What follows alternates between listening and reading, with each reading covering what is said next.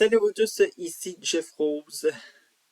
La semaine passée fut très occupée. Alors donc, surtout dans le dossier Palestine. Alors donc, bien sûr, on a eu le 7 octobre, on a assisté aux 2 ans du massacre du 7 octobre 2023. Certains ont pris ce jour pour se souvenir de ceux et celles qui ont été victimes de l'attaque du Hamas, tandis que de l'autre côté, on avait toujours cette soif de victoire, hein, soi-disant-le, hein, rappelons-le que euh, certains dans le camp pro-Palestine, eh bien, il y a vraiment des pommes pourries et puis on s'entend que ces pommes pourries-là ne sont pas juste là pour manifester pour la Palestine et ils le sont pour bien plus. Bref. Alors donc, mais est-ce qu'on assiste, soi-disant-le, à un dernier tour de piste de ce que nous connaissons aujourd'hui depuis le 7 octobre 2023? Puisque, bon, 10 octobre, il y a eu une trêve. Une trêve qui semble ne pas dérailler pour l'instant. Alors donc, c'est un peu extraordinaire. Et là, on a le camp, soi-disant-le, de l'autre extrême qui dit oh là là, oui, c'est une victoire. Qu'est-ce qui va se passer avec les pseudo-militants pour la Palestine? Est-ce qu'ils vont se rabattre sur une autre cause, etc. Bref. Alors donc, que vous soyez du camp pro-Israël, pro-Palestine ou encore aucunement pro des deux camps. Ce fut mon cas, je ne suis aucunement des deux camps, malgré que j'aille un dégoût de ce qui se passe en Palestine, particulièrement dans la bande de Gaza.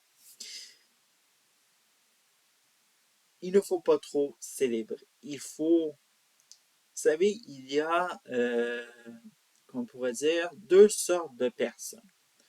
Vous avez cette personne qui est restée toujours dans la même ambiance que le 7 octobre 2023. Alors donc, elle est partie dans un déni incroyable. Et vous avez ceux et celles qui, eux, euh, oui, se renseignent davantage, donc la pensée évolue. Et chaque développement sur la situation nourrit, soi-disant-le, leur pensée qui évolue avec le temps. Eh bien, nous n'avons aucunement assisté à cela, puisqu'il y a eu les manifestations pro-Palestine. Ce fut le cas à Montréal et dans d'autres villes en Occident. Hein, c'est extraordinaire de voir que malgré les derniers développements, ce camp ne est isolé de tout de la civilisation moderne. Bref, on dirait que ça ressemble à ça. Alors donc, n'en reste que ça va être très difficile. Imaginez, ça fait 2 ans. Et disons qu'en 2 ans, il s'est passé beaucoup de choses et même c'est énorme, évidemment, pour ce qui est sur le plan psychologique, psychiatrique de certains manifestants pour la Palestine. Car il y a un exemple très facile. Prenons par exemple ceux des étudiants. Rappelons-le qu'il y a eu le campement sur l'université McGill. Hein? Il y avait notamment des étudiants de McGill, mais aussi des personnes qui n'étaient pas étudiants de McGill qui se sont ajoutées. Il y a aussi l'université Concordia. D'ailleurs, chronique très intéressante de Terry Newman du National Post sur la situation très grave de l'université Concordia, comment l'endoctrinement et la dictature pro-Palestine s'est ingérée dans cette université, jusqu'à même, imaginez-vous, que l'université dissout le groupe étudiant Solidarity for Palestine Human Rights de son camp, évidemment, parce qu'il y avait trop de dérives. Et puis, on rappelle qu'il y a des, soit disons-le, toutes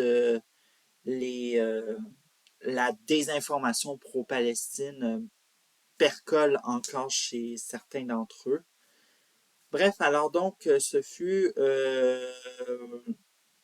classique, ordinaire, et puis on peut vous dire que malgré la trêve, eh bien, certains militants pro-Palestine, et même certains qui sont devenus sympathisants du Hamas, ou même, comme je l'ai dit, croyant à la désinformation pro-Palestine qui peut circuler dans ce camp.